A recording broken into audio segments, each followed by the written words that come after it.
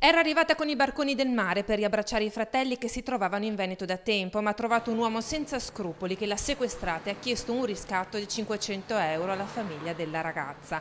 La protagonista è una diciottenne somala. Stando alle indagini fatte dalla procura, la ragazza sarebbe arrivata a Padova e avrebbe incontrato un connazionale. Lui è poco più vecchio, la porta in casa Don Gallo, struttura per rifugiati occupata in via Tommaseo. Quando i fratelli chiamano la ragazza risponde il rapitore: "La volete vedere? Datemi 500 euro, ci vediamo in stazione". I due corrono a Padova, non la trovano e vanno in questura. La vedono poco più tardi i poliziotti della stazione mentre vaga sperduta. Lo straniero sequestratore viene identificato e ora andrà a processo. Tutta la vicenda è però ancora da chiarire. Per i responsabili della casa Don Gallo c'è qualcosa che non quadra. Confesso che ci sono delle cose che mi fanno perlomeno nutrire dei dubbi. La prima è che noi siamo come associazione presente, siamo molto presenti nella casa, per cui non abbiamo mai notato niente.